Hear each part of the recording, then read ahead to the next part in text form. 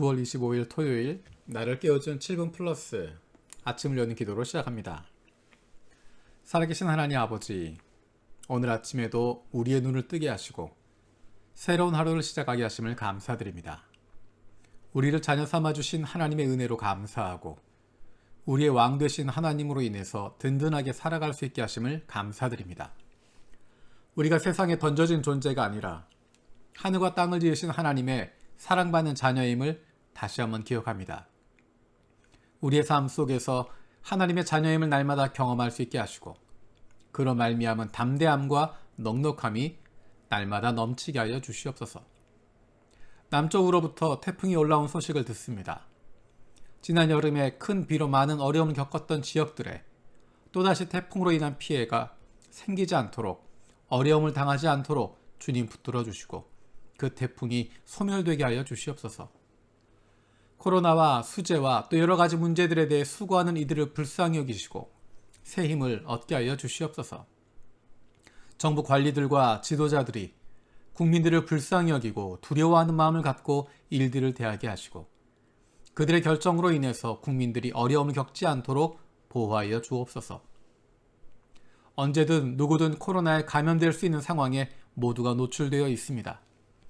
이런 상황 속에서 두려움에 빠지는 것이 아니라 오히려 하나님께서 주시는 담대함과 넉넉함으로 다른 연약한 이들을 위로하고 돌아볼 수 있는 하나님의 자녀들이 되게 하여 주옵소서. 코로나로 어려움을 겪고 있는 우리 교우들이 있습니다. 육체적, 정신적, 그리고 영적인 어려움들을 회복시켜 주시옵소서. 코로나로 다른 사람들과의 관계가 끊어지면서 힘들어하는 이들이 많이 있습니다. 그들을 불쌍히 여겨주시고 하나님의 자녀들이 우리들과 만날 수 있는 문을 열어주시옵소서. 우리가 하나님 없이 힘들어하는 그들의 좋은 이웃, 좋은 친구들이 될 수 있게 하여 주시기 원합니다. 부모와 떨어져 멀리서 공부하고 있는, 그리고 앞으로 떨어져 공부하게 되는 자녀들을 위해서 기도합니다. 마음에 부모 뜻이 있어서 부모와 떨어져 공부하는 동안에 하나님께서 아버지이심을 깊이 경험하게 하여 주시옵소서. 군대에서 군 복무 중인 자녀들을 위해서도 기도합니다.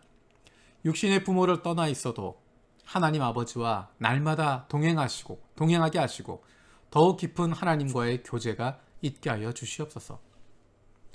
육신이 연약한 지체들을 위해서 기도합니다. 아프신 부모님을 위해서, 형제 자매들을 위해서, 그리고 자녀들을 위해서 기도합니다.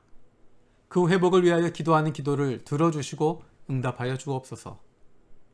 함께 기도하는 가족들을 위로하여 주시고 이러한 육신의 연약함으로 인하여 가족이 하나가 되고 하나님께로 가까이 나아갈 수 있는 기회가 되게 하여 주옵소서.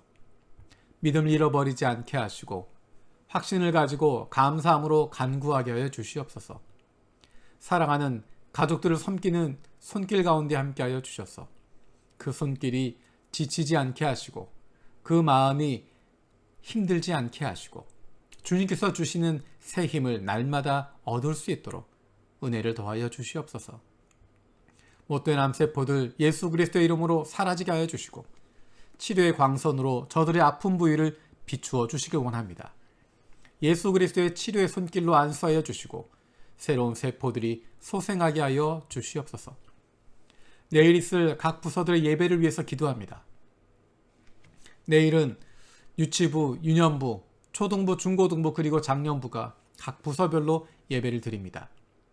모두가 교회 건물에 함께 모일 수 없어서 온라인과 오프라인으로 드리는 예배지만 우리 모두가 참된 예배자가 되게 하여 주옵소서.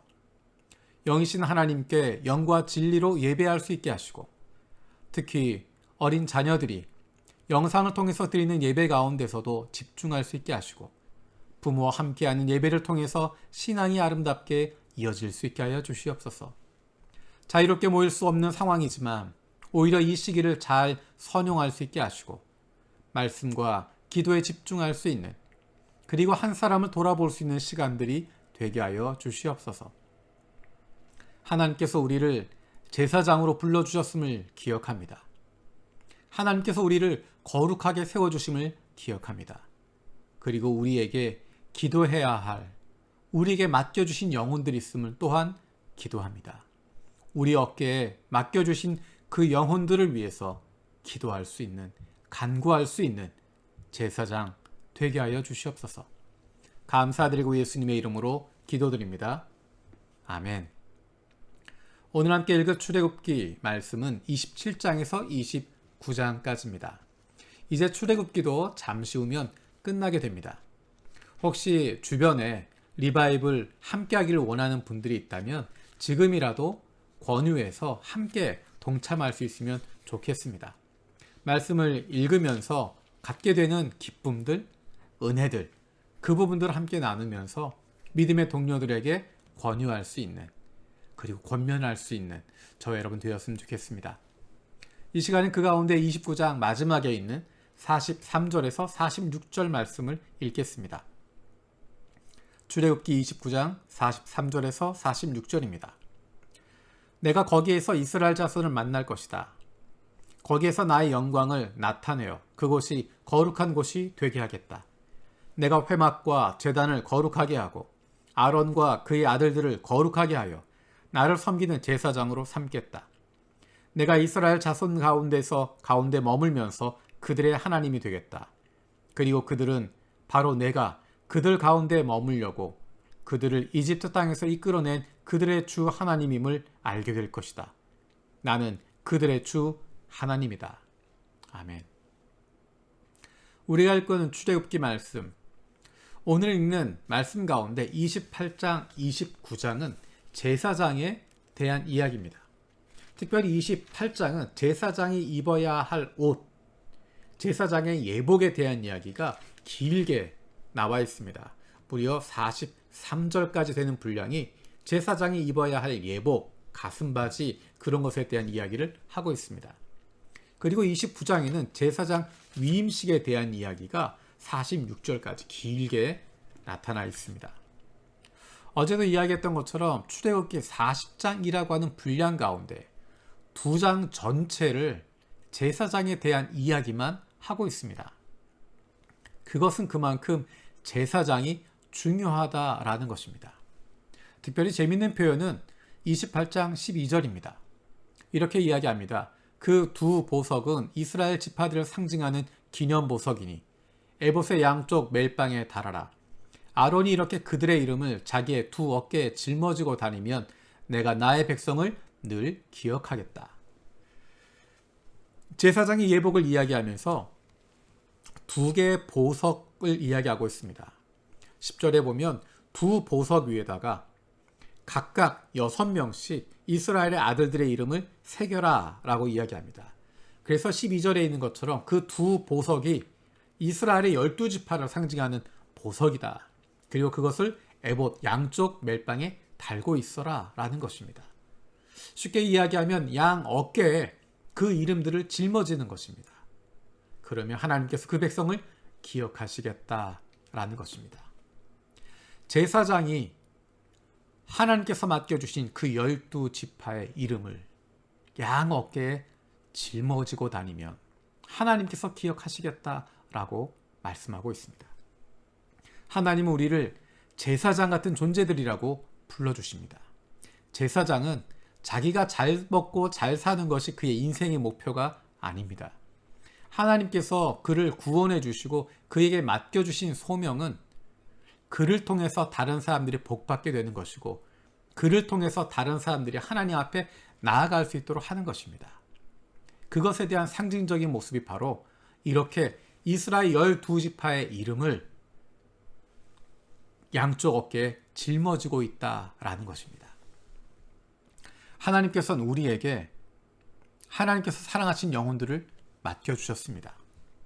그 사람들이 나와 함께 회사에 있는 사람일 수도 있고 함께 학교에 다니는 사람일 수도 있고 어쩌면 우리 가족일 수도 있습니다. 특별히 하나님을 알지 못하는 사람들, 그 영혼들에 대한 마음을 우리에게 주셨습니다. 우리가 하는 것은 그들을 위해서 기도하는 것입니다. 그들을 마음을 열고 그들이 하나님을 만나게 되는 것, 그것은 우리가 하는 것이 아니라 하나님께서 해주시는 것입니다. 우리의 몫은 그들을 위해서 기도하는 것입니다.